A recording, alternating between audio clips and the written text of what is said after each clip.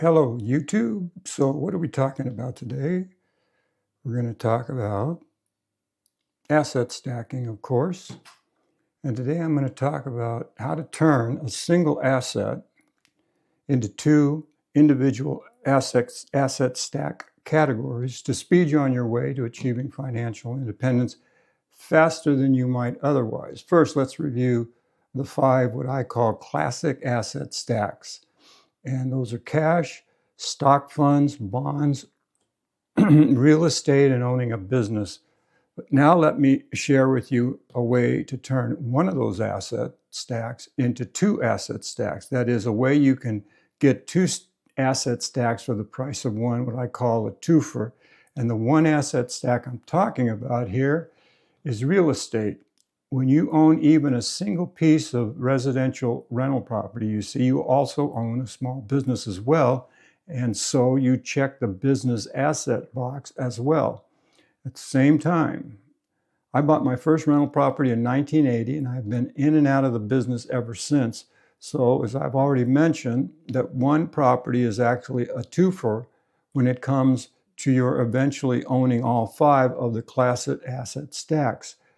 But you actually don't need to own a rental property to accomplish the same twofer. It's entirely possible and fairly easy to house hack your primary residence, that is, the house you live in, by renting out a part of it while you continue living there. And that's the case whether you own it outright or still have a mortgage on it. If it is your home, the easiest way to turn it into a business is to rent a room or 2 or more. I know a house hacker who rents out his couch as a sleeping area. But there's also other ways, to house hack your personal residence as well. Take me, for example. Before I turned my primary residence in the U.S. into a rental, more on that later, I turned one of the 2 garages on my property into a combination home office and YouTube studio and got all the tax benefits of both without having to deal with tenants.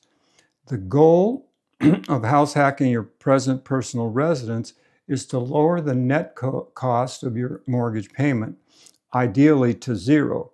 By doing that, you free up more income to invest in your other asset stacks. Now, there's a lot of talk today about there being a house shortage in the United States and that home ownership has become unaffordable for the middle class. That, however, is a false negative. While it's true, we all know that the cost of a house in the most desirable areas of the U.S. can be out of reach for an individual or family that brings home an average income. The average price of a single family residence in San Diego, California, for example, is $1 million. But between the 2 coasts, that is, the most desirable areas of the East Coast and the West Coast, houses can still be had for $200,000 or less. And if you're working at Walmart in San Diego for minimum wage, what you earn won't even qualify you for a mortgage on a single family residence there. But there are plenty of towns and small cities where a working couple working a combined 80 hours a week for not much more than minimum wage can get their foot on the property ladder. Relocating for the sake of housing affordability is known as geographic arbitrage. The decision to move someplace where it's more likely you'll be able to own your own home someday is a tough one. I get it. It'll probably mean leaving your friends and family behind. But deciding to stay put might mean that you end up renting for the rest of your life. You really don't want to move very often, but sometimes you just can't grow where you planted. I moved 20 miles into Mexico and immediately added $500,000 to my net worth and lowered my cost of living to less than $30 a month. Yes, you heard that right. $30 a month, not counting the opportunity cost of the $45,000 I paid in cash for my home there. But you should know that I'm what you might call an expat adjacent, as I can be back in the United States from my home in Mexico in under 30 minutes, and within 20 minutes or so, I can be at a Sam's Club, a Walmart, a Home Depot, all of them in Mexico. Moving to Mexico is not for everyone, but it may well be the last frontier of truly affordable housing. In the area where I live, you can buy a lot with ready access to utilities for under $20,000. And you can build a tiny home for another $20,000 or less using local labor and material. For less than the cost of a new car, you can build your forever home and never have a mortgage payments. Now, those lots are in a sort of rural community, but it is right off of a national highway. So it's really easy to get out of Dodge when you feel like it. Now, the community that I live in has a gas station, a police substation, a doctor, 2 pizza joints, a pharmacy, a brand name convenience store, several small grocery stores, and a barber shop, a couple of beauty salons, a bunch of taco shops, 2 seafood restaurants, and even an ice cream parlor. It also has schools for kindergarten through grade 12. Of course, those are all taught in Spanish, and that's a consideration. As for the house I still own in the United States, I rent that house out, so it checks both the business and real estate asset box. It's netting me about $2,000 a month in rent. I have a property manager to run the place for me, and the rent just shows up in my business account every month like magic. It is an ideal, if not perfect, business for generating passive income and providing me with some tax write-offs that I desperately need and appreciation gain as well. And owning rental properties is a business that you can readily scale to grow about as big as you want to. In my own family, there are several of us who amassed $1 million net worth in the business, including me. But like I said, living for Mexico isn't for everyone. This is the second home I've owned in Mexico, actually. And in Mexico, among us expats, we have a saying, never invest more in a house in Mexico than you can afford to walk away from.